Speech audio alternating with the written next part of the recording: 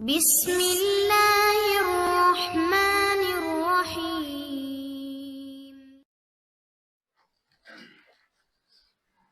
আসসালামু আলাইকুম রহমতুল্লাহি ওয়া বারাকাতুহু।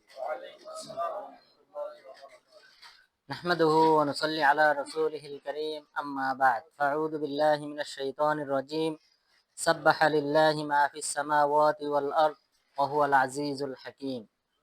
সম্মানিত উপস্থিতি, আজকে ইনশাআল্লাহ আমরা সূরা হাদীদ এবং সূরা মুজাদালা এই দুটি সূরার তাফসীর করব। তো সূরা হাদীদ, এই সূরার অর্থ হলো লোহা।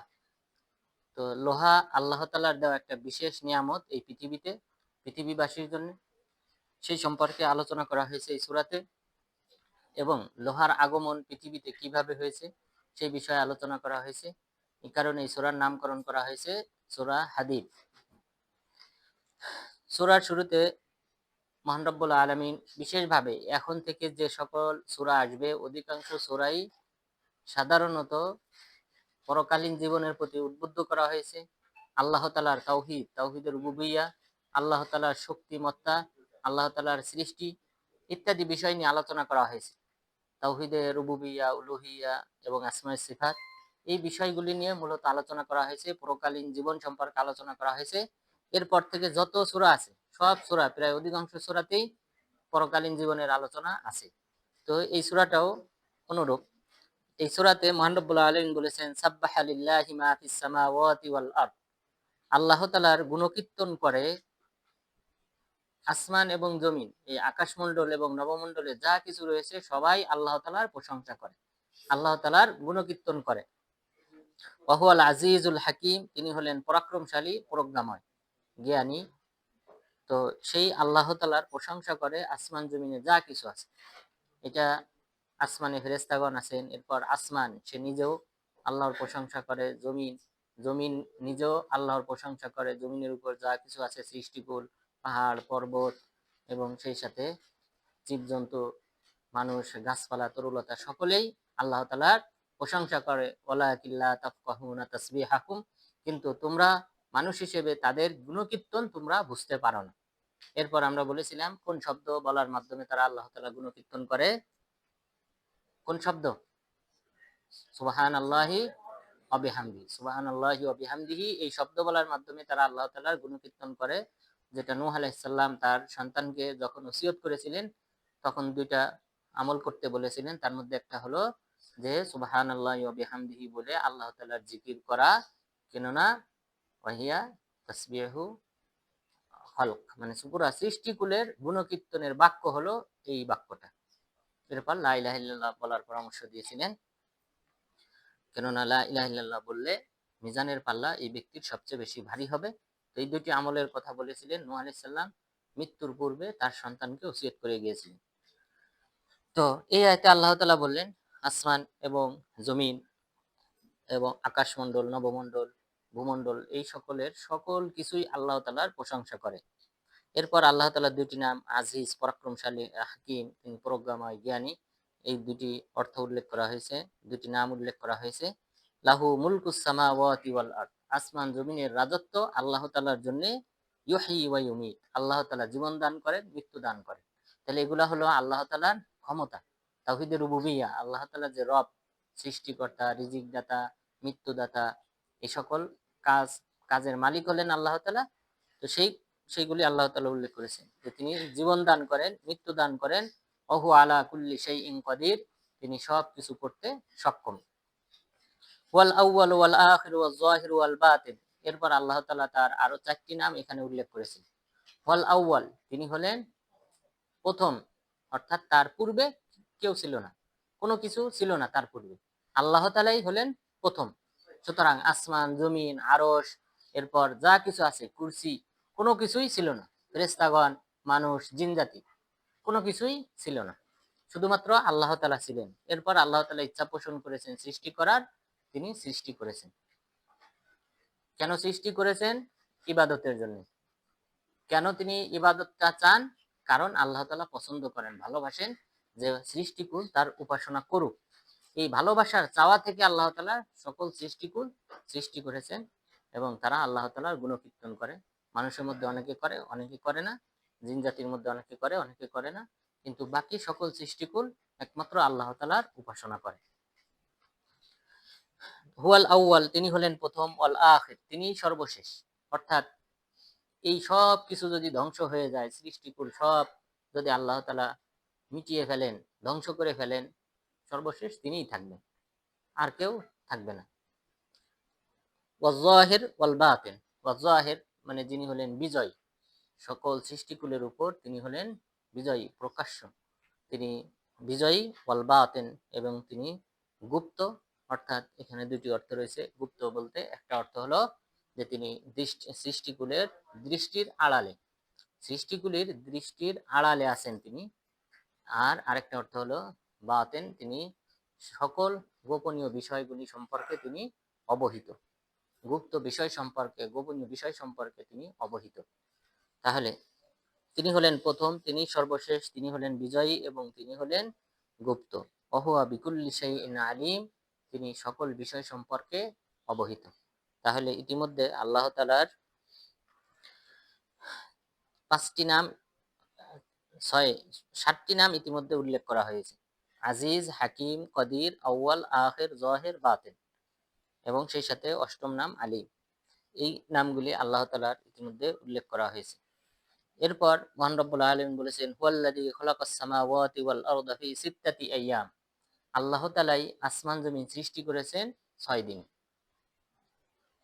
তো 6 দিনে তিনি সৃষ্টি করেছেন। তাহলে এর পূর্বে, এই সৃষ্টি করার পূর্বে কোনো কিছুই ছিল না, আসমান জমিন বলতে কোনো কিছু ছিল না।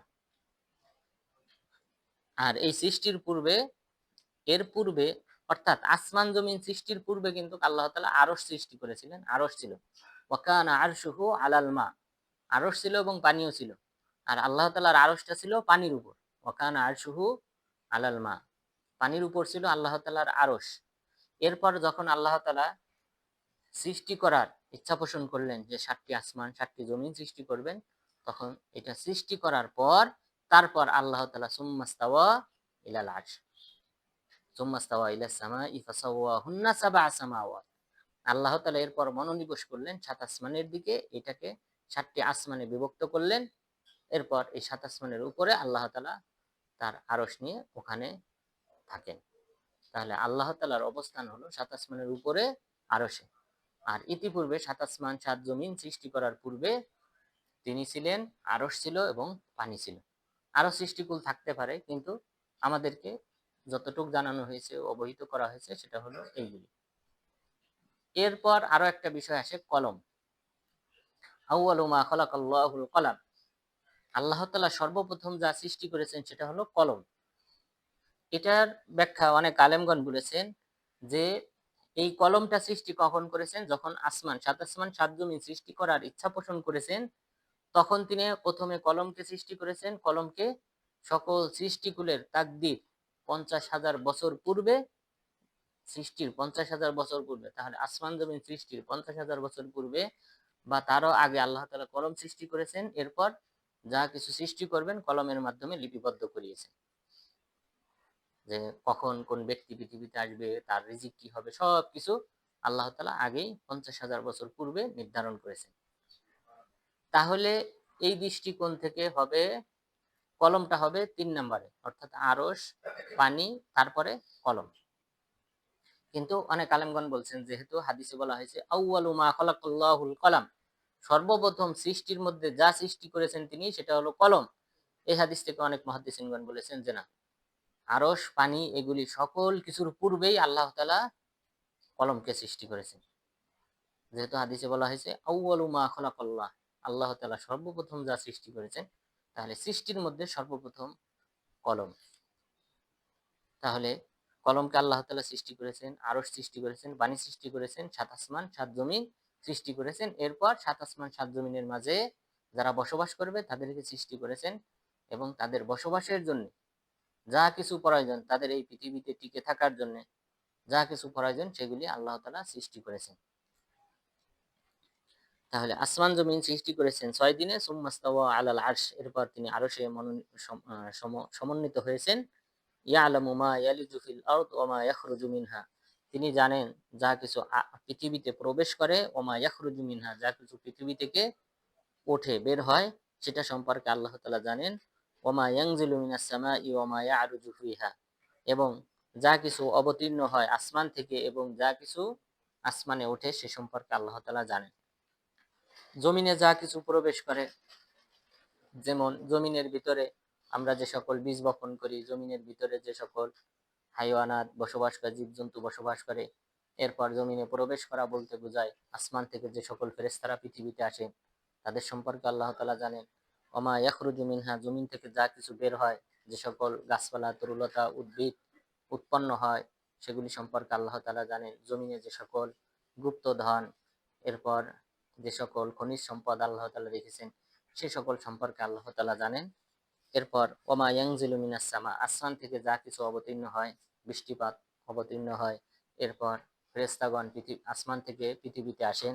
ওমা ইয়ারুজু ফিহা, এবং যা কিছু আসমানে ওঠে সে সম্পর্কে আল্লাহ তাআলা জানেন। জমিন থেকে যে সকল বান্দারা ভালো আমল করে তাদের ভালো আমলগুলি আল্লাহ তাআলার নিকট পৌঁছানো হয়, ফেরেশতাগণ আল্লাহ তাআলার দরবারে যান, ইত্যাদি বিষয়কে বোঝানো হয়েছে। ওয়াহুয়া মাহাকুম আইনামা কুনতুম, আল্লাহ তাআলা তোমাদের সাথে আছেন তোমরা যেখানেই থাকো না কেন।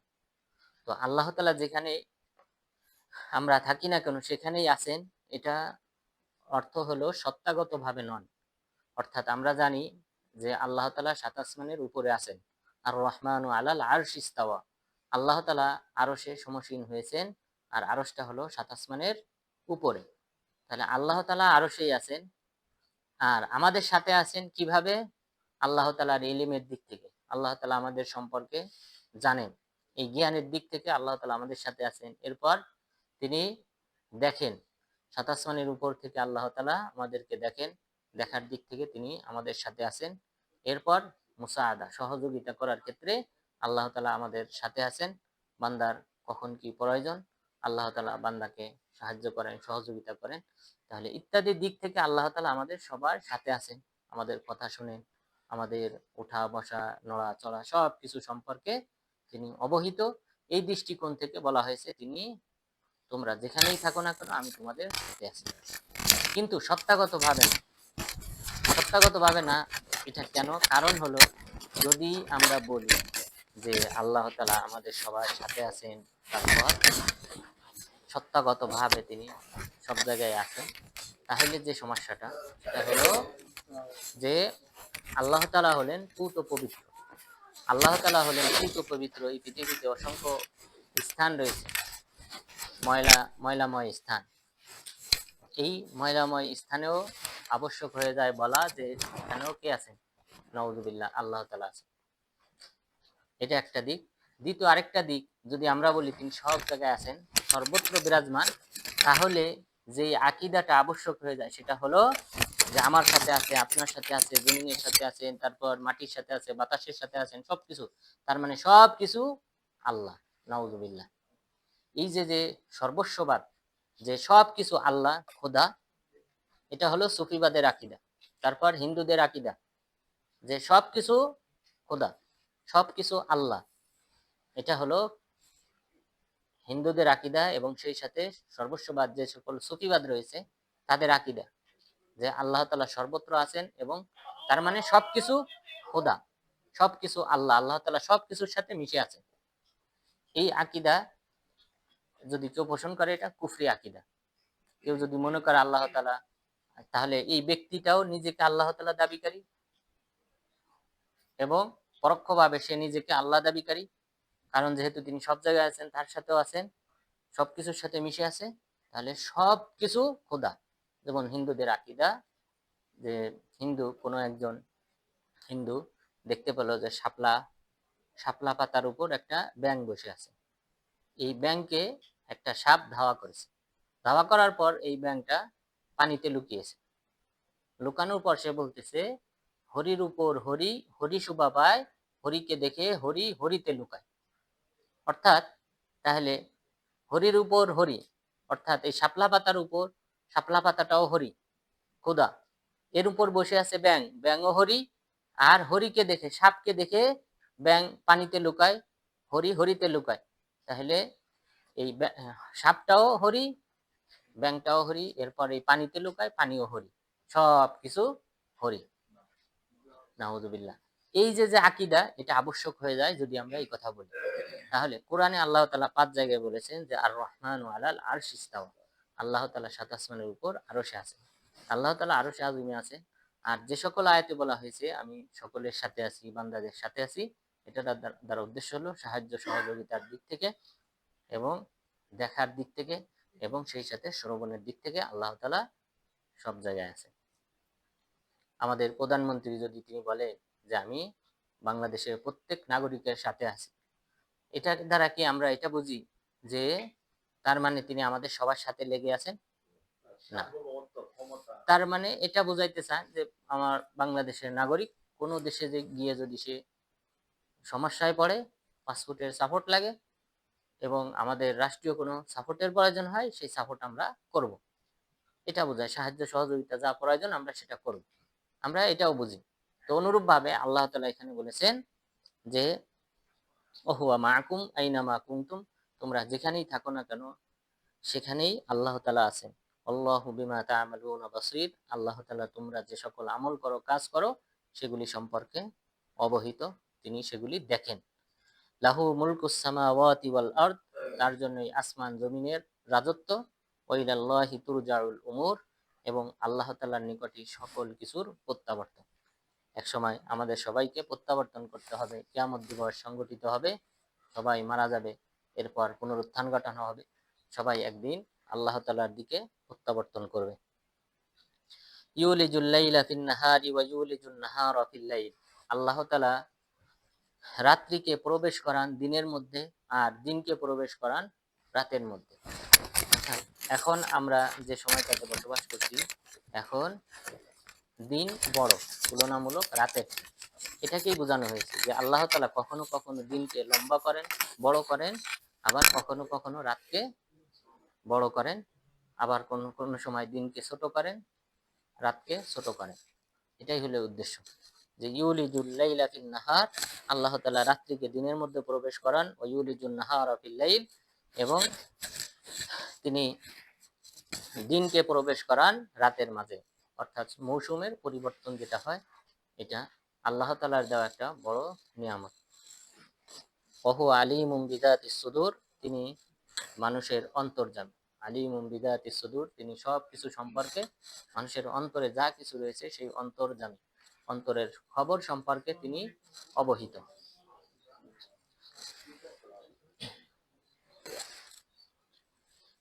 এই ইউলিজুল লাইলা ফিন নাহারি ওয়া ইউলিজুন নাহারা ফিল লাইল, এই আয়াতটা, এই আয়াত থেকে আমরা কিন্তু বুঝতে পারি যে পৃথিবীটা কিন্তু গোলাকার। পৃথিবীটা গোলাকার, পৃথিবীটা সমতল না। পুরা পৃথিবী যদি সমতল হতো তাহলে রাত দিনের আবর্তন হতো না। পৃথিবী যদি পুরা সমতল হতো, টেবিলের মতো এরকম সমতল হতো, তাহলে রাত দিনের আবর্তন হতো না। কারণ সব সময় এই পৃথিবীর দিকে, সূর্যের দিকে, এই পৃথিবীর উপরের অংশটা যে অংশটা থাকতো, সেই অংশতেই শুধুমাত্র সূর্যের আলো পড়তো। অর্থাৎ সব সময় এখানে এই উপরের অংশে কি থাকতো? দিন থাকতো, আর নিচের অংশে সব সময় রাত থাকতো। তো গোলাকার হওয়ার কারণে এই দিন রাতের আবর্তন হয়, কখনো রাত হয়, কখনো দিন হয়।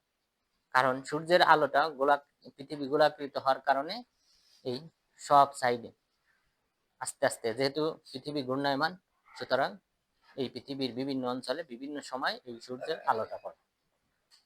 তো এই রাত দিনের আবর্তন, এই আয়াত থেকে বোঝা যায় পৃথিবী গোলাকার, পৃথিবী সমতল নয়। আমিনু বিল্লাহি ওয়া রাসূলি, এরপর আল্লাহ তাআলা বললেন তোমরা ঈমান আনয়ন করো আল্লাহ তাআলার প্রতি, তার রাসূলের প্রতি, ওয়া আনফিকু মিম্মা জাআলাকুম মুস্তাখলাফিনা ফি, এবং তোমরা ব্যয় করো আল্লাহ তাআলা যা তোমাদেরকে দিয়েছেন বা উত্তরাধিকারী বানিয়েছেন, যে সম্পদের উত্তরাধিকারী আল্লাহ তাআলা তোমাদেরকে বানিয়েছেন, সেই সম্পদ তোমরা আল্লাহর রাস্তায় ব্যয় করো।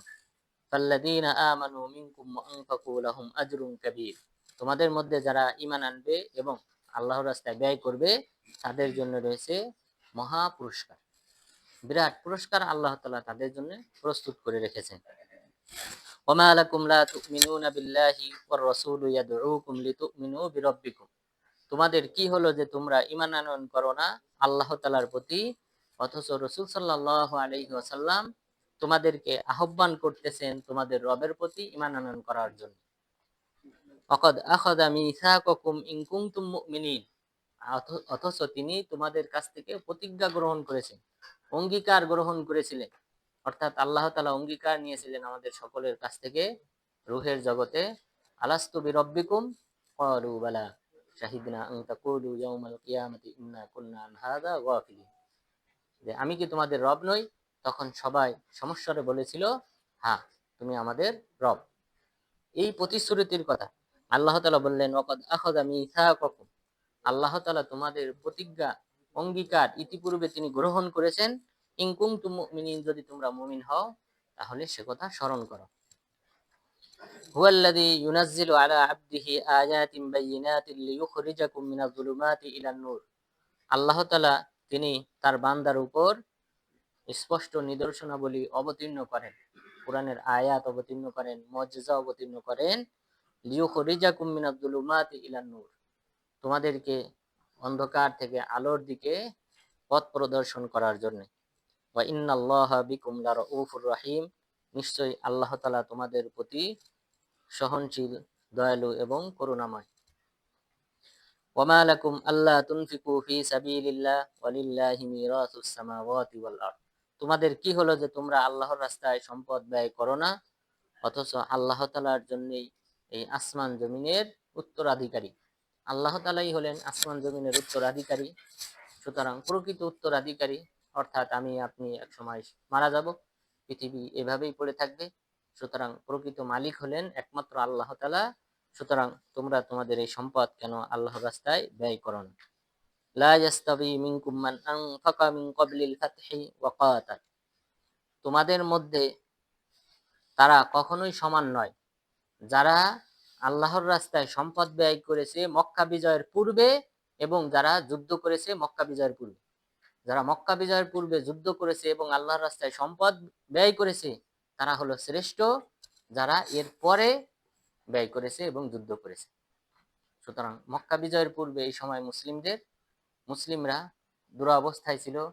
এই সময়ে যারা অর্থ ব্যয় করেছে প্রাথমিক যুগে ইসলামের, তারা হলো শ্রেষ্ঠ। এরপর এই যে শ্রেষ্ঠতা, এটার বর্ণনার ক্ষেত্রে একটা হাদিস রয়েছে। খালিদ বিন ওয়ালিদ রাদিয়াল্লাহু আনহু, খেয়াল করেন, খালিদ বিন ওয়ালিদ রাদিয়াল্লাহু আনহু তিনি ইসলাম গ্রহণ করেছেন খন্দক যুদ্ধের পরে, অর্থাৎ পঞ্চম হিজরির পরে।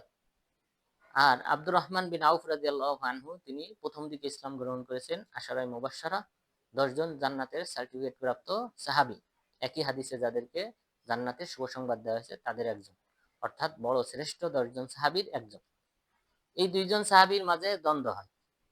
দ্বন্দ্ব হওয়ার পর খালিদ বিন ওয়ালিদ রাদিয়াল্লাহু আনহু আব্দুর রহমান বিন আউফ রাদিয়াল্লাহু আনহুকে কিছু কটূক্তি করেন। কটূক্তি করার পর আব্দুর রহমান বিন আউফ রাদিয়াল্লাহু আনহু রাসূল সাল্লাল্লাহু আলাইহি ওয়াসাল্লামের কাছে বিচার দিলেন। বিচার দেওয়ার পর রাসূল সাল্লাল্লাহু আলাইহি ওয়াসাল্লাম বললেন যে তোমরা কি আমার সাথীদেরকে গালিগালাজ করো, কটূক্তি করো, অথচ তোমরা যদি উহুদ পাহাড় সমপরিমাণ স্বর্ণ আল্লাহর রাস্তায় ব্যয় করো তাহলে তারা যে এক মুদ সমপরিমাণ তারা যে আল্লাহর রাস্তায় ব্যয় করেছে তার সমপরিমাণও তোমাদের হবে না। তো খেয়াল করেন, দুইজন কিন্তু সাহাবী। খালিদ বিন ওয়ালিদ রাদিয়াল্লাহু আনহু তারও অনেক ফজিলত রয়েছে। যুদ্ধের ক্ষেত্রে তার বিকল্প কেউ ছিল না। যুদ্ধে বিজয়ী হওয়ার ক্ষেত্রে খালিদ বিন ওয়ালিদ রাদিয়াল্লাহু আনহু যে ইতিহাস গড়েছেন, ইসলামী ইতিহাসে এমন সোনালী ইতিহাস আর কোনো ব্যক্তির ক্ষেত্রে অঙ্কিত হয়নি। এমন যোদ্ধা, এবং রাসূল সাল্লাল্লাহু আলাইহি ওয়াসাল্লামের যুগে তিনি তার হাতেই সেনাপ্রধানের দায়িত্ব রেখেছিলেন। আবু বকর রাদিয়াল্লাহু আনহু তার পুরাটা 2.5 বছরে তার হাতেই সেনাপ্রধানের দায়িত্ব রেখেছিলেন। এরপর ওমর রাদিয়াল্লাহু আনহুর যুগেও প্রাথমিক পর্যায়ে তিনি সেনাপ্রধান হিসেবে ছিলেন। তো এমন একজন সাহাবী যার বিশাল মর্যাদা রয়েছে, সেই সাহাবীকে বলা হয়েছে যে তুমি যদি উহুদ পাহাড় সমান স্বর্ণ ব্যয় করো আল্লাহর রাস্তায়, তাহলে আব্দুর রহমান বিন আউফ যিনি প্রথম দিকে ইসলাম গ্রহণ করেছেন, তিনি যদি এক মুদ সমান সমান 600 গ্রাম, 600 গ্রাম সমপরিমাণ কোনো ছাতু অথবা সাধারণ চাউল, গম ইত্যাদি যদি আল্লাহর রাস্তায় দান করে, তার সমপরিমাণ হবে না তোমার উহুদ পাহাড় সমান স্বর্ণের পাহাড়। তো তাহলে চিন্তা করেন কত বড় ব্যবধান। যারা ইসলামের প্রথম যুগে যারা মুসলিমদের পাশে দাঁড়িয়েছে, ইসলাম গ্রহণ করেছে, তাদের মর্যাদা অনেক বেশি যারা পরে ইসলাম গ্রহণ করেছে তাদের চেয়ে। অনুরূপভাবে যেই সকল ব্যক্তিরা মুসলিমদের বিপদ মুহূর্তে পাশে দাঁড়াবে, অবশ্যই তাদের মর্যাদা অন্যান্য ব্যক্তিদের চেয়ে বেশি হবে। ফিলিস্তিনবাসী তাদের পাশে যে ব্যক্তি দাঁড়াবে আর যে ব্যক্তি সাধারণ মুসলিমদের মাঝে অর্থ ব্যয় করবে, এই দুই শ্রেণীর মাঝে অবশ্যই বিশাল ব্যবধান থাকবে। যে ব্যক্তি এই সকল দুর্দশাগ্রস্ত মুসলিমদের পাশে দাঁড়াবে, অবশ্যই তাদের দানের সওয়াবের পরিমাণ অত্যধিক বেশি হবে। তো এইভাবে ইসলামের প্রথম যুগে যারা দাঁড়িয়েছিল, আল্লাহ তাআলা তাদের মর্যাদা এই আয়াতে উল্লেখ করেছেন যে লা ইয়াস্তাবি মিনকুম মান আনফাকা মিন ক্বাবলিল ফাতহি ওয়া কাতাল, তোমাদের মধ্যে যারা মক্কা বিজয়ের পূর্বে দান করেছিল এবং জিহাদ করেছিল তারা কখনোই সমান নয়।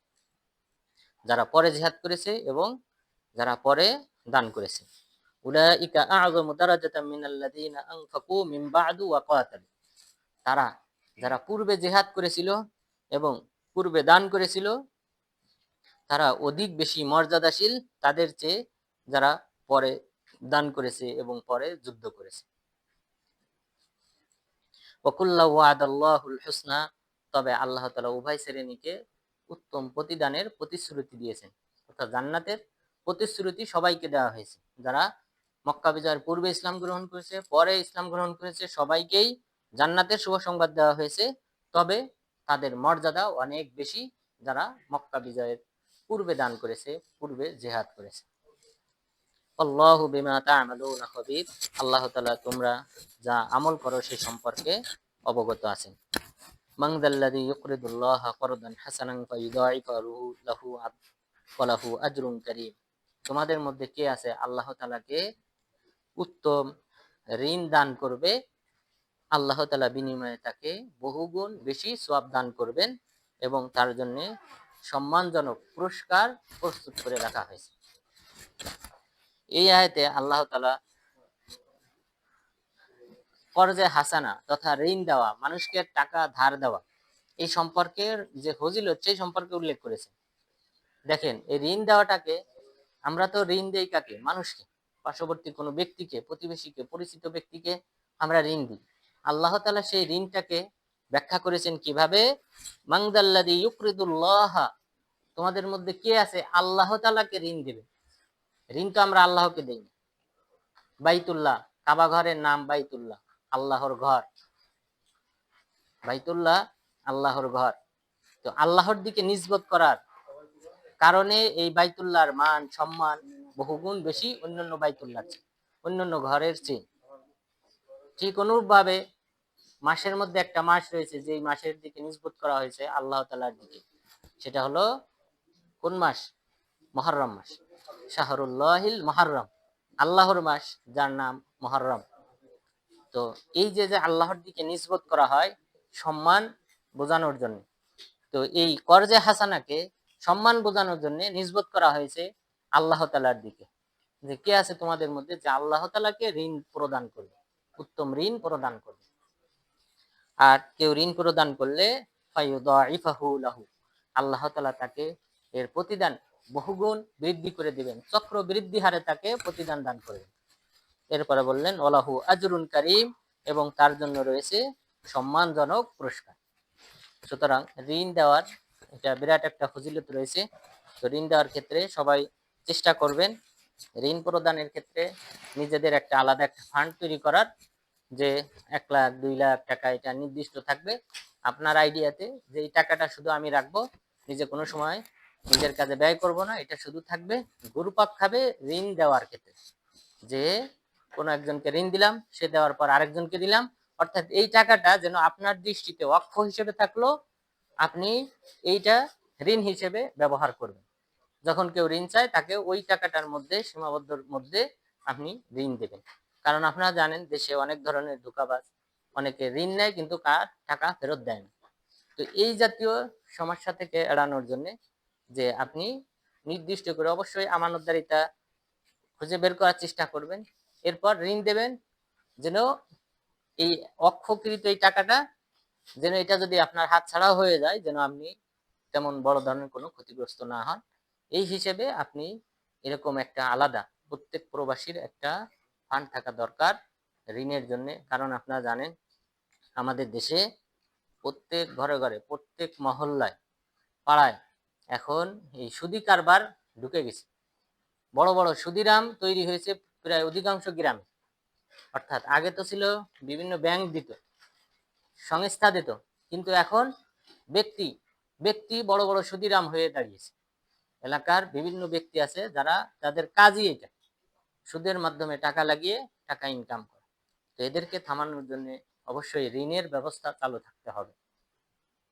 এটা ঝুঁকিপূর্ণ হলেও, এই যুগে ঝুঁকিপূর্ণ হলেও সবাই চেষ্টা করবেন যে কোনো একটা অ্যামাউন্ট আপনার দৃষ্টিতে আপনার আয়ত্তে থাকবে, যেটা আপনি শুধুমাত্র ঋণ দেওয়ার কাজে লাগাবেন। বিনিময়ে আল্লাহ তাআলা এই মহা পুরস্কারের কথা যে উল্লেখ করেছেন সেটা ইনশাল্লাহ অবশ্যই আল্লাহ তাআলা দান করবেন। আল্লাহ তাআলা যেন আমাদেরকে এমন একটা ফান্ড তৈরি করার তৌফিক দান করেন, আমিন। এরপর মহান রব্বুল আলামিন বললেন, ইয়াউমা তারাল মুমিনিনা ওয়াল মুমিনাত ইয়াসআ নূরুহুম বাইনা আইদিহিম ওয়া বিআইমানিহিম।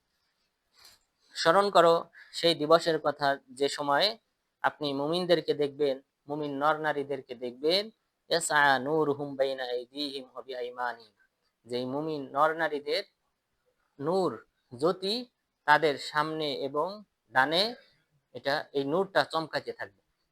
এই মুমিনদেরকে আল্লাহ তাআলা নূর দান করবেন, যেই নূরটা তাদের সামনে ডানে চমকাইতে থাকবে। বুশরাকুমুল ইয়াউম, আজ তোমাদের জন্য শুভ সংবাদ, জান্নাতুন তাজরি মিন তাহতিহাল আনহার খালিদিনা ফিহা।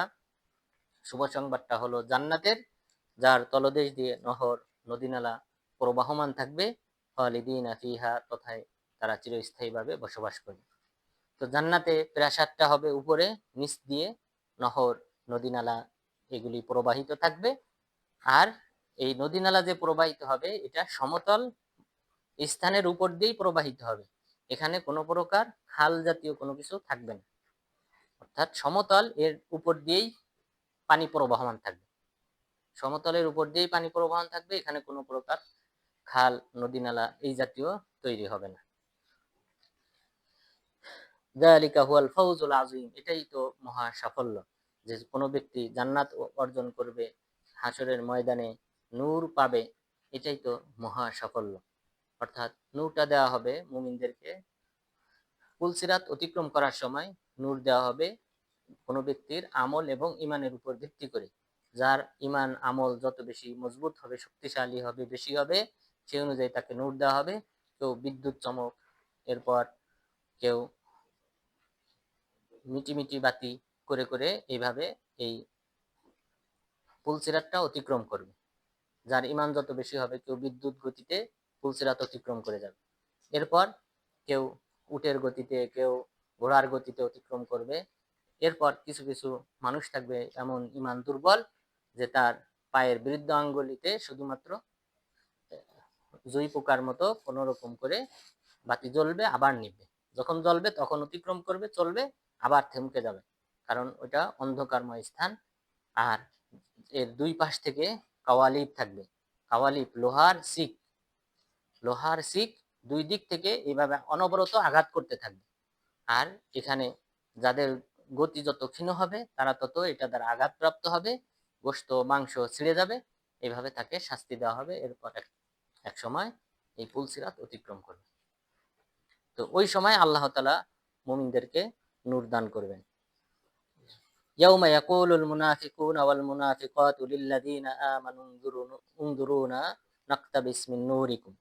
আর স্মরণ করো সেই দিবসের কথা যেদিন মুনাফিক নর নারীরা তারা মুমিনদেরকে বলবে যে উনজুরুনা নাকতাবিস মিন নূরিকুম, আমাদের কিছু সময় দাও, অবকাশ দাও, যেন আমরা তোমাদের এই নূর, কিছু অংশ নূর আমরা যেন নিতে পারি, আমাদেরকে সেই সুযোগ দাও।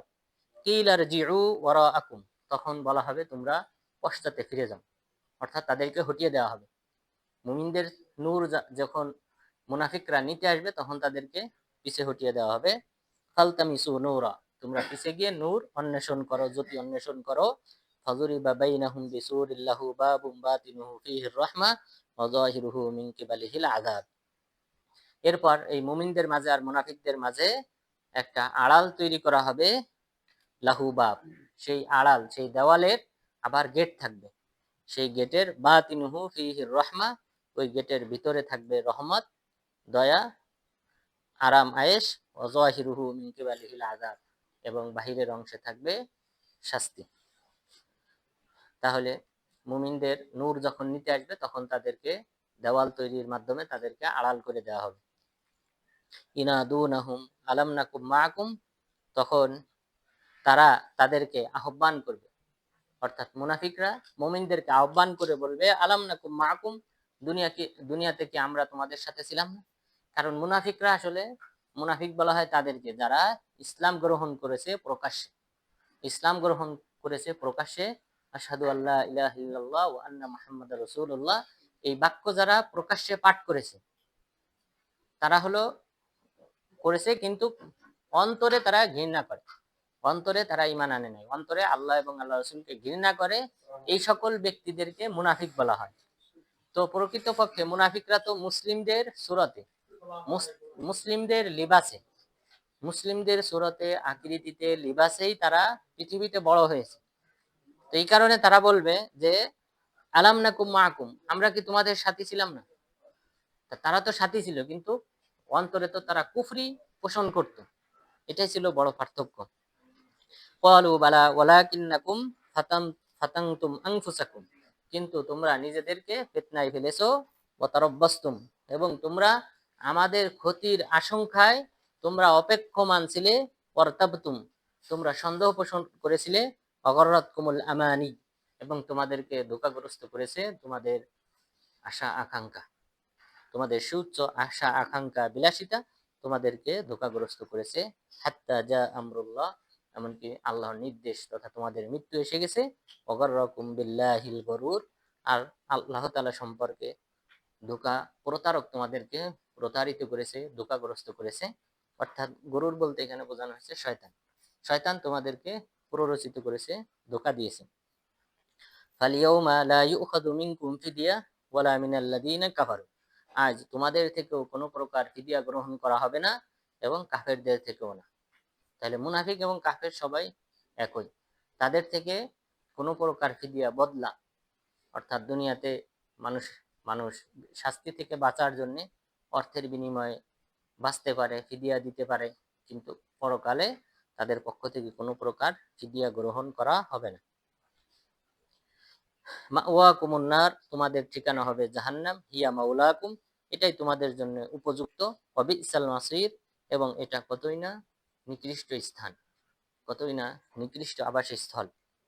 এরপর আল্লাহ তাআলা মুমিনদেরকে লক্ষ্য করে বলেছেন, আলাম ইয়ানি লিল্লাযীনা আমানু আন তাখশা কুলুবুহুম লিযিকরিল্লাহ ওয়া মা নাযালা মিনাল হক, মুমিনদের কি এখনো সময় হয় নাই যে তাদের অন্তর বিগলিত হবে আল্লাহ তাআলার জিকিরে, এবং আল্লাহ তাআলার পক্ষ থেকে যে সত্য অবতারিত হয়েছে সেই সত্যের জন্য তাদের অন্তর বিগলিত হবে, সেই সময় কি এখনো হয় নাই?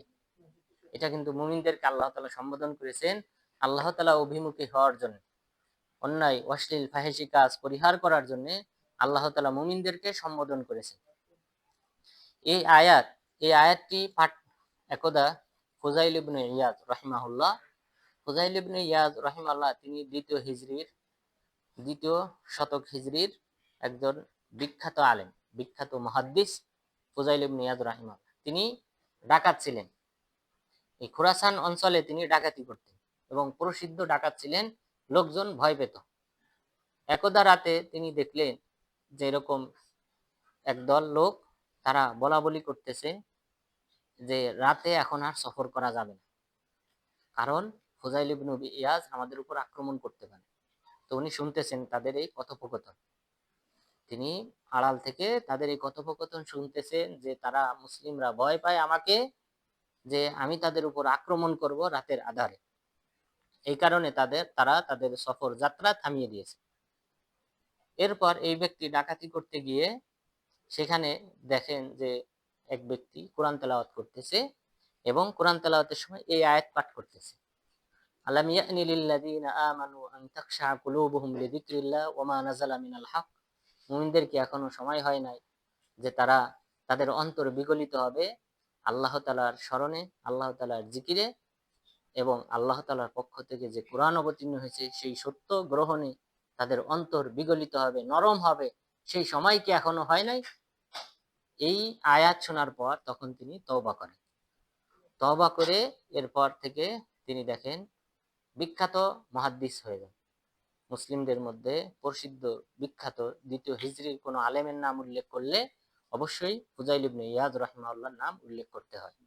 এমন বিখ্যাত একজন মুহাদ্দিস হন পরবর্তীতে। তো সুতরাং এই সকল খিতাব, এই সম্বোধন আমাদেরকে বুঝতে হবে।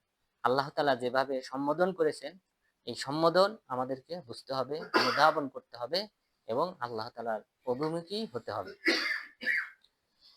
ওয়ালা ইয়াকুনু কাল্লাযীনা উতুল কিতাবা মিন ক্বাবলু, এবং এই মুমিনরা তাদের মতো হবে না যাদেরকে আমি কিতাব দান করেছিলাম ইতিপূর্বে, ফাতালা আলাইহিমুল আমাদ ফাকাসাত কুলুবুহুম, এরপর তাদের সময় যখন তাদের উপর লম্বা হলো, দীর্ঘ সময় যখন অতিক্রম হলো, এই কিতাব দেওয়ার পর দীর্ঘ যুগ যখন তাদের উপর অতিবাহিত হলো, ফাকাসাত কুলুবুহুম, তখন তাদের অন্তর কঠোর হয়ে গেল। অর্থাৎ যুগ যত গড়িয়েছে, আপনি যদি তুলনা করেন সাহাবাদের যুগ, সেই যুগে সাহাবাগণ কেমন ছিল, কেমন ইমানদার ছিল, তাবিগণ তারা কেমন ইমানদার ছিল, এই যুগের মানুষ কতটা ইমানদার। 1400 বছর এই দীর্ঘ সময় অতিক্রম করেছে। তো আল্লাহ তাআলা বললেন তোমরাও তাদের মতো হইও না, যে সকল আহলে কিতাবদেরকে, ইহুদি খ্রিস্টানদেরকে আমি আসমানি কিতাব দিয়েছিলাম, সময় যত গড়িয়েছে তত তাদের অন্তর আরো কঠোর হয়েছে। তোমরা সেই সকল ব্যক্তিদের মতো হইও না। ওয়াকাসীরুম মিনহুম ফাসিকুন, তাদের অধিকাংশই ফাসিক, পাপাচারে লিপ্ত, কবিরা গুনাহে লিপ্ত। তোমরা তাদের মতো হইও না। ইয়ালামু আন্নাল্লাহা ইউহিল আরদা বা'দা মাউতিহা, তোমরা জেনে রেখো আল্লাহ তাআলা জমিনকে জীবিত করেন মৃত্যুর পর, অর্থাৎ উর্বরশীল করেন অনুর্বর হওয়ার পর, মৃত্যুবরণ করার পর। যেখানে যে জমি শক্ত, অর্থাৎ শক্ত রাখে, জমি যেখানে কেটে যায়, যেখানে বীজ বপন করা যায়, এখানে বীজ বপন করলেও সেখানে কখনো অঙ্কুরিত হবে না, এমন মৃত্যুবরণ করার পর, অনুর্বর হওয়ার পর আমি পুনরায় উর্বরশীল করি। তোমরা অনুরূপ ভাবে আমি তোমাদেরকেও কিন্তু এক সময় মৃত্যুদানের পর পুনরায় আবার জীবিত করি। তোমরা জেনে রেখো আল্লাহ তাআলা জমিনকে পুনরায় জীবিত করেন, উর্বরশীল করেন অনুর্বর হওয়ার পর। আমি তোমাদের জন্য এই সকল নিদর্শনগুলি বর্ণনা করলাম, যেন তোমরা অনুধাবন করো। ইন্নাল মুত্তাকিনা ওয়াল মুত্তাকিনাত ওয়াকরাদুল্লাহ করদান হাসানা ইদাআত লাহুম ওয়া লাহুম আজরুন কারীম। নিশ্চয়ই যে সকল নর নারী সৎকার প্রদান করে, আল্লাহর রাস্তায় দান করে এবং আল্লাহ তাআলাকে ফরজে হাসানা তথা উত্তম ঋণ দান করে, তাদেরকে বহুদূর প্রতিদান বেশি দেওয়া হবে এবং তাদের জন্য রয়েছে সম্মানজনক পুরস্কার। والذين آمنوا بالله ورسله أولئك هم الصديقون, আর যারা আল্লাহ তাআলার প্রতি এবং তার রাসূলের প্রতি ঈমান আনয়ন করেছে তারাই হলো সিদ্দিক। ওয়াসশুহাদা ইনদা রাব্বিহিম, এবং তাদের রবের নিকট শহীদ হিসেবে গণ্য। লাহুম আজরুহুম ওয়া নূরুহুম, তাদের নিকট রয়েছে আল্লাহ তাআলা, তাদের রবের নিকট রয়েছে তাদের প্রতিদান এবং তাদের নূর, জ্যোতি। এখানে তাহলে আল্লাহ তাআলা যারা মুমিন, আল্লাহর রাস্তায় যে সকল ব্যক্তিরা নিজেদেরকে জীবন দিয়ে দেয় তাদের সাথে তুলনা করেছেন সাধারণ মুমিনদেরকে, এবং সিদ্দিক হিসেবে আখ্যায়িত করা হয়েছে। সিদ্দিক বলা হয় যারা সত্য হিসেবে মেনে নবী রাসূলের আগমনের পর তাদেরকে কোনো প্রকার দ্বিধাদ্বন্দ্ব সন্দেহ পোষণ করা ছাড়াই নির্দ্বিধায় মেনে নেয়, তাদেরকে বলা হয় সিদ্দিক। আবু বকর রাদিয়াল্লাহু আনহুকে সিদ্দিক বলে আখ্যায়িত করা হয়েছে। এরপর সূরা ইয়াসিনে যে তিনজন রাসূলকে প্রেরণ করা হয়েছিল তাদের প্রতি যে ব্যক্তি ঈমান এনেছিল সেই ব্যক্তি হাবিবান নাজ্জার, সেই ব্যক্তিকেও সিদ্দিক বলে আখ্যায়িত করা হয়েছে। অর্থাৎ সিদ্দিকদের সংখ্যা খুবই কম। সিদ্দিকদের সংখ্যা পূর্ববর্তী মুমিনদের মধ্য থেকে নিয়ে রাসূল সাল্লাল্লাহু আলাইহি ওয়াসাল্লামের উম্মতের মধ্য থেকে এদের সংখ্যা অতি নগণ্য, শহীদদের তুলনায় এদের সংখ্যা আরো বেশি। আল্লাহ তাআলা বললেন, যারা আল্লাহ এবং তার রাসূলের প্রতি ঈমান আনয়ন করেছে তারাই হলো সিদ্দিক এবং তারাই হলো শহীদ তাদের রবের নিকট। والذين كفروا وكذبوا بآياتنا أولئك أصحاب الجحيم এবং যারা আমার আয়াতকে অস্বীকার করে তারাই হলো জাহান্নামী। ইয়ালামু আন্নামাল হায়াতুদ দুনিয়া লাইবু ওয়া লাহবু ওয়া জিনাতুন ওয়া তাফাকুরুন বাইনাকুম। জেনে রেখো নিশ্চয়ই পার্থিব জীবন এটা হলো খেল তামাশা স্বরূপ। খেল তামাশা, হাসি তামাশা, পৃথিবীরা কৌতুক করার মতো জীবনযাপন অজিনা এবং এটা হলো চাকচিক্যময় একটা জীবন। তাফাকুরুন বাইনাকুম এবং এই পার্থিব জীবনটা হলো পরস্পরের উপর গর্ব অহংকার প্রকাশ করা। একজন আরেকজনের উপর গর্ব করে, সেই গর্ব করার জীবন হলো এই পার্থিব জীবন। এবং ধন সম্পদ এবং ছেলে সন্তান সন্তান এবং সেই সাথে সম্পদের ব্যাপারে প্রাচুর্য অর্জন করার স্থান হলো এই পার্থিব জীবন। কামাসালি ওয়াইফ, এই পার্থিব জীবনের উপমা হলো কামাসালি ওয়াইফ, ওই দৃষ্টির মতো আজাবাল কুফারা নাবাতি, যে কৃষককে আশ্চর্যান্বিত করে যে বৃষ্টিটা নাবাতি, বৃষ্টির ফলে যে ফসল উৎপাদিত হয় সেই ফসলটা কিন্তু কৃষক অনেক পছন্দ করে। তো ওই পছন্দকৃত ফসলের মধ্যে এই ফসলটা আবার কি হয়, শুকিয়ে যায়, তারাও মুসল্লা হলুদ হয়, ফেটে যায়, এরপর ফলটাই পরিণত হয়। অনুরূপ ভাবে পার্থিব জীবন এক সময় পার্থিব জীবনে আমরা বড় হই, অর্থাৎ ফসল যেমন ভাবে এক সময় পরিপূর্ণ হয় এরপর কেটে যায়, ঠিক অনুরূপ ভাবে আমাদের জীবনে আমরাও এক সময় যৌবনে পৌঁছাই, যৌবন থেকে এরপর বার্ধক্যে চলে যাই, এরপর এক সময় আমরা মৃত্যুবরণ করি। ফলটার যেমন ভাবে কোনো প্রকার মূল্য থাকে না, অনুরূপ ভাবে মানুষ এক সময় অনুরূপ ফলটার মতো পরিণত হয়। এটাই হলো পার্থিব জীবনের উপমা। অতএব আখিরাতে আযাবুন শাদীদ, আর জেনে রেখো পরকালে রয়েছে যখন কঠোর শাস্তি। আমাগফিরাতুম মিনাল্লাহ, আল্লাহ তাআলার পক্ষ থেকে ক্ষমা, আর যারা আল্লাহ তাআলার কাছে ক্ষমা চাইবে তাদের জন্য ক্ষমা রয়েছে এবং শাস্তি রয়েছে। আর যারা ক্ষমা চাইবে না, তারা লিপ্ত থাকবে, তাদের জন্য রয়েছে কঠোর শাস্তি। আমার হায়াতুদ দুনিয়া ইল্লা মাতাউল গুরুর, পার্থিব জীবন তো হলো কেবলমাত্র প্রতারণার সামগ্রী।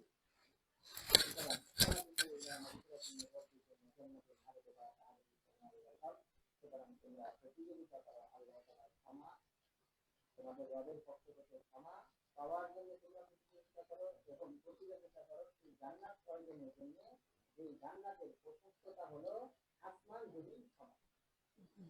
আসমান জমিন সমান জান্নাতের প্রশস্ততা, এই জান্নাত অর্জনের জন্য তোমরা প্রতিযোগিতা করো। ঠিক আছে, জান্নাত এটা আমাদের সর্বনিম্ন যে জান্নাতটা দেওয়া হবে সেটা হলো এই পৃথিবীর 10 গুণ বড় এমন আয়তন বিশিষ্ট একটা জান্নাত দান করা হবে। যে ব্যক্তি জাহান্নামে পুড়ে ছারখার হয়ে এরপর নাসরুল হায়াতে নিষ্পত করার পর যে ব্যক্তি নাজাত পাবে, সেই ব্যক্তিকে আল্লাহ তাআলা দিবেন এই পৃথিবীর 10। তাহলে যারা প্রথম ধাপে যারা মিজানের পাল্লায় ওজনের পাল্লা, ভালো আমলের পাল্লা ভারী হওয়ার মাধ্যমে যারা জান্নাতি হয়, তাদের জান্নাতের আয়তন কত বড় হবে? হিসাবে জান্নাতি হবে, তাদের জান্নাতের আয়তন কত বড় হবে? যারা সিদ্দিক হবে তাদের জান্নাতের আয়তন কত বড় হবে? যারা আল্লাহর রাস্তায় শহীদ হবে তাদের জান্নাতের আয়তন কত বড় হবে? শহীদের ক্ষেত্রে একটা হাদিস এসেছে যে আল্লাহ তাআলা জান্নাতে 100 পৃষ্ঠে তৈরি করে দেবেন। 100 প্রতিটা ইচ্ছে হলো আসমান জমিন সমান।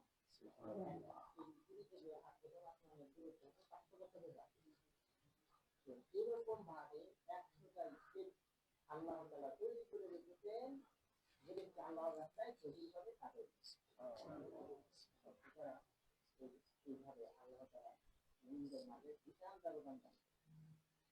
অনেকেই আছে, অনেক নবীগণ ঈর্ষান্বিত হবে মুমিনদের মর্যাদা দেখে, যে একজন সাধারণ নবী হয়ে নবীগণের মধ্যে এরকম প্রত্যেকটা জান্নাত কিভাবে অর্জন করে নবীগণও ঈর্ষান্বিত হবে।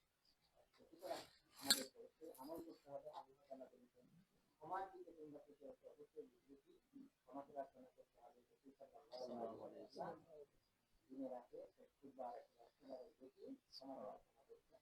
সুতরাং আমাদের উচিত এর চেয়ে আরো বেশি ক্ষমা প্রার্থনা করা, কিন্তু আল্লাহ তাআলা তার পূর্বের এবং পরে সকল গুনাহ ক্ষমা করে দিয়েছেন।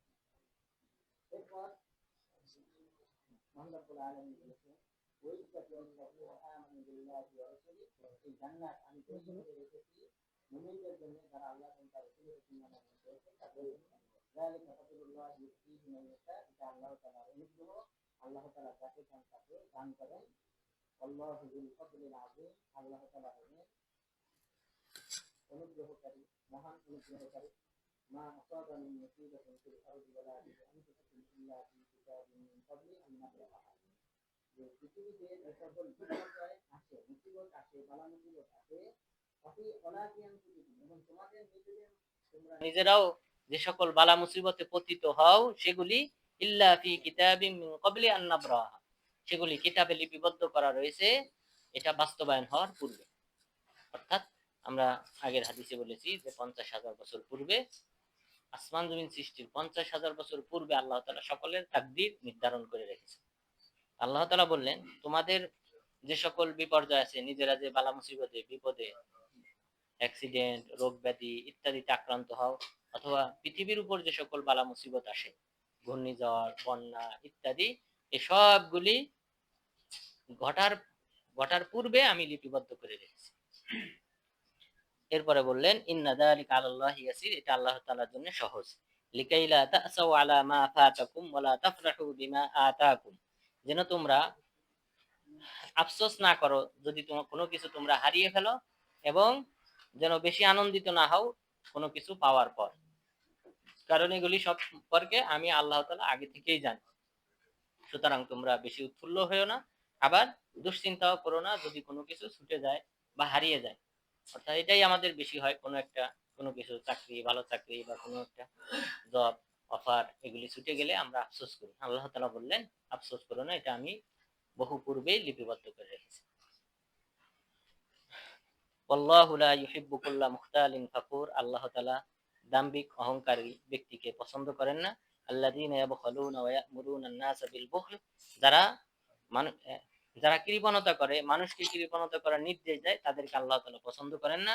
ওয়া মান ইয়াতাওয়াল্লা ফা ইন্নাল্লাহু হুয়াল গনিয়্যুল হামিদ, যে ব্যক্তি আল্লাহ তাআলা থেকে মুখ ফিরিয়ে নেবে তার জানা উচিত আল্লাহ তাআলা হলেন গনি, অভাবমুক্ত এবং প্রশংসিত।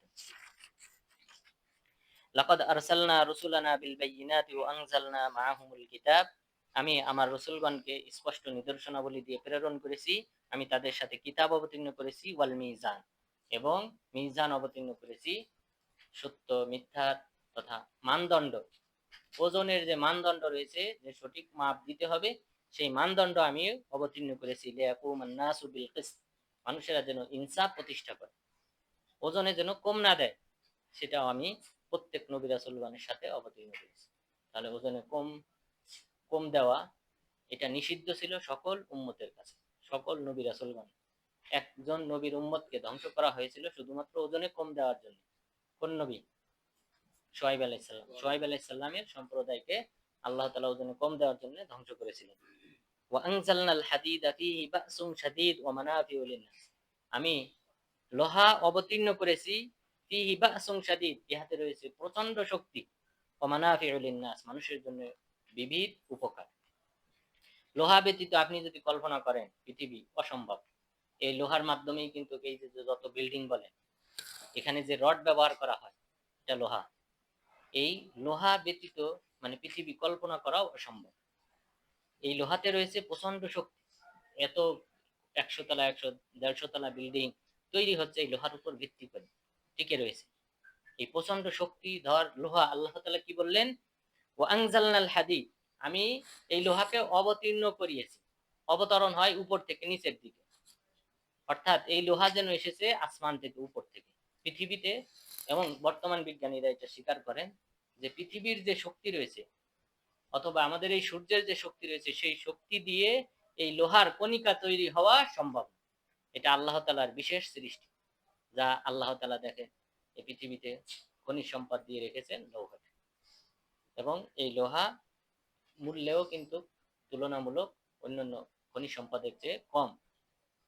তো এই লোহার ব্যবহারও অত্যধিক বেশি, এবং আল্লাহ তাআলা বললেন এটা আমি আসমান থেকে অবতীর্ণ করেছি। এটা আল্লাহ তাআলা বিশেষভাবে সৃষ্টি করেছেন এই পৃথিবীতে, যেটা আল্লাহ তাআলা বলেছেন আমি আসমান থেকে অবতীর্ণ করেছি, এটাই পৃথিবীর শক্তি দিয়ে এটা তৈরি হয়। ওয়ালিয়ালাম আল্লাহ মাইয়ানসুরুহু ওয়া রাসূলুহু। আর এই যে যে সকল নিয়ামত আমি দিয়েছি এটা এই জন্য যে আমি জানতে চাই, বা আল্লাহ তাআলা জানতে চান যে কে তাকে সাহায্য করে এবং তার রাসূলগণকে সাহায্য করে বিল গায়ব, না দেখে। আল্লাহ তাআলাকে না দেখে কে আল্লাহ এবং তার রাসূলকে সাহায্য করতে চায় আমি সেটা দেখতে চাই। ইন্নাল্লাহা কাবিয়্যুন আজিজ, নিশ্চয়ই আল্লাহ তাআলা শক্তিশালী, পরাক্রমশালী। ওয়ালাকাদ আরসালনা নূহান ওয়া ইব্রাহিমা ওয়া জাআলনা ফি যুররিয়াতিহিমা আন-নুবুওয়া ওয়াল কিতাব। আমি ইতিপূর্বে নূহ আলাইহিস সালাম এবং ইব্রাহিম আলাইহিস সালামকে প্রেরণ করেছিলাম এবং তাদের সন্তানদের মধ্যে নবুয়াতকে নির্ধারিত করেছিলাম এবং কিতাবকে নির্ধারিত করেছি।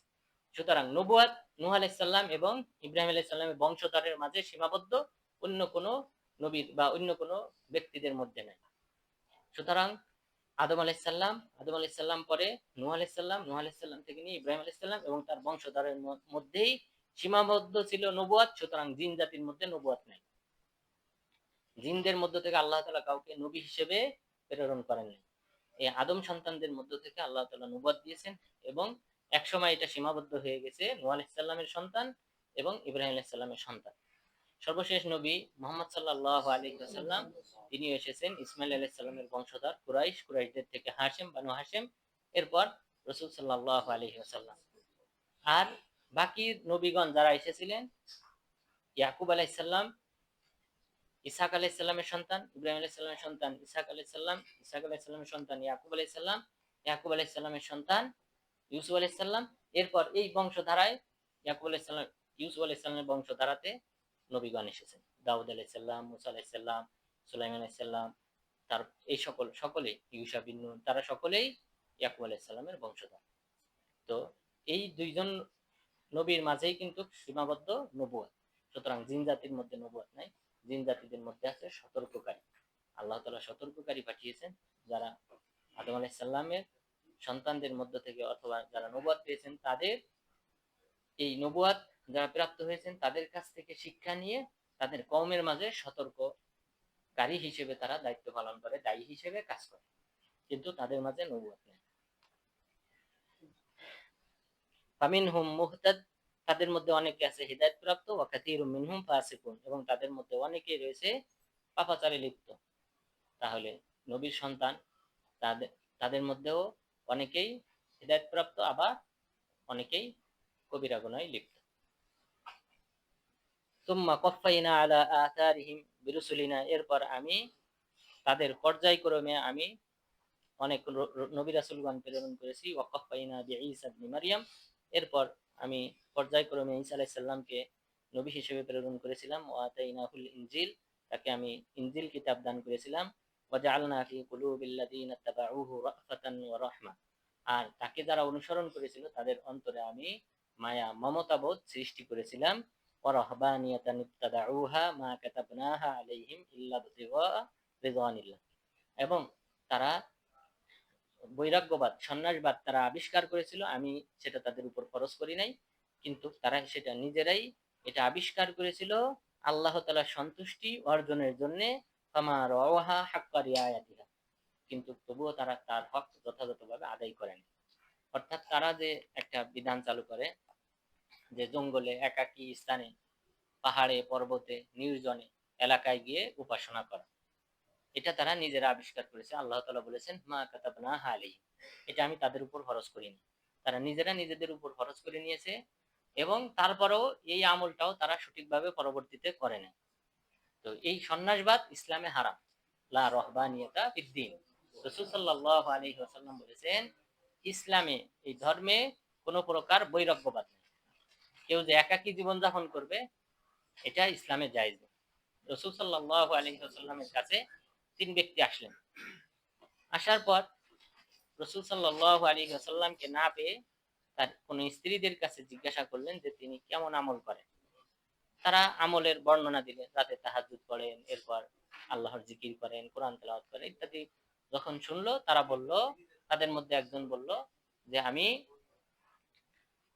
দিনে সিয়াম পালন করব, সিয়াম ভঙ্গ করব না। আরেকজন বলল আমি সারা রাত জেগে তাহাজ্জুদের সালাত আদায় করব। আরেকজন বলল আমি লা আতাজাওয়াজুন নিসা, আমি বিবাহ করব না, আমি আল্লাহর ইবাদতে নিজের জীবন পার করে দেব।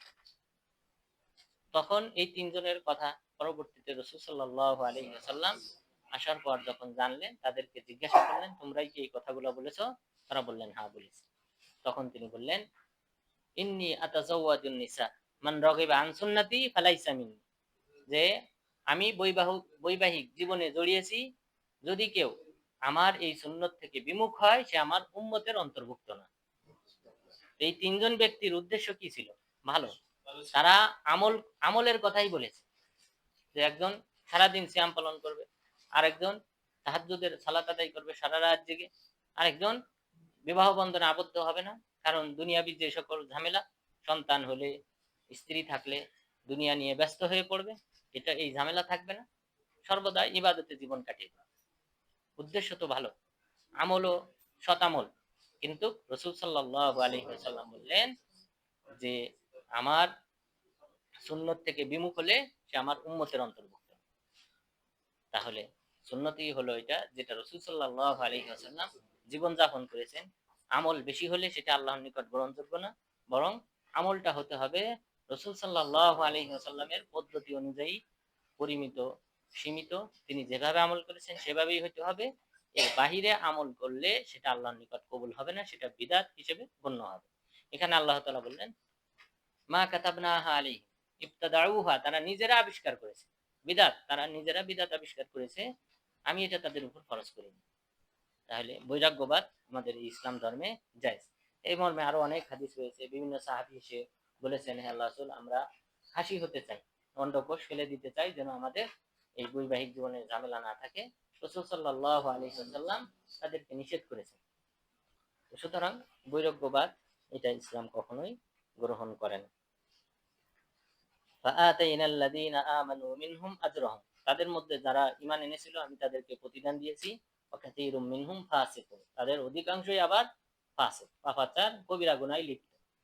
তাহলে এই যে সম্বোধন আল্লাহ তাআলা বলতেছেন, নূহ আলাইহিস সালামের সন্তানদের কথা উল্লেখ করলেন, ইব্রাহিম আলাইহিস সালামের সন্তানদের কথা উল্লেখ করলেন, যে তাদের মধ্যেও অনেকে আছে পাপাচারে লিপ্ত, কবিরা গুনাহে লিপ্ত। ঈসা আলাইহিস সালামের অনুসারীদের মধ্যে থেকেও অনেকেই হিদায়াত প্রাপ্ত, তাদেরকে আমি প্রতিদান দিয়েছি, আবার অনেকে পাপাচারে লিপ্ত, কবিরা গুনাহে লিপ্ত। সুতরাং আমাদেরকে সতর্ক করা হয়েছে যে এই উম্মতের লোকজনও কিন্তু এই দুই শ্রেণীতে বিভক্ত। সুতরাং এই পাপাচার, অন্যায়, অশ্লীল, ফাহিশি কাজ এগুলি থেকে অবশ্যই পরিহার করতে হবে। আল্লাহ তাআলা যেন আমাদেরকে সেই তৌফিক দান করেন, আমিন। এরপর বললেন ইয়া আইয়ুহাল্লাযীনা আমানুত্তাকুল্লাহা ওয়া আমিনু বিরাসূলি, হে মুমিনগণ তোমরা আল্লাহ তাআলাকে ভয় করো এবং তার রাসূলের প্রতি ঈমান আনয়ন করো। ইউতিকুম কিফলাইনি মির রাহমাতি, আল্লাহ তাআলা তাহলে তোমাদেরকে দ্বিগুণ রহমত দান করবেন। নবীর প্রতি ঈমান আনয়ন এবং আল্লাহকে ভয় করলে দ্বিগুণ সওয়াব দান করবেন। ওয়া ইয়াজআল লাকুম নূরান তামশুনা বিহি, এবং আল্লাহ তাআলা তোমাদেরকে হিদায়াত দান করবেন, যে হিদায়াত নিয়ে তোমরা পৃথিবীতে বিচরণ করবে। ওয়া ইয়াগফির লাকুম, আল্লাহ তাআলা তোমাদেরকে ক্ষমা করে দিবেন। আল্লাহু গফুরুর রহিম, আল্লাহ তাআলা ক্ষমাশীল, করুণাময়। লিআল্লা ইয়ালামা আহলুল কিতাব আল্লা ইয়াকদিরুনা আলা শাইইন মিন ফাদলিল্লাহ, এটা এই জন্য যে যেন আহলে কিতাবরা জানতে পারে যে তারা আল্লাহ তাআলার কোনো ফজল, অনুগ্রহের মালিক না, সকল অনুগ্রহের মালিক হলেন আল্লাহ তাআলা।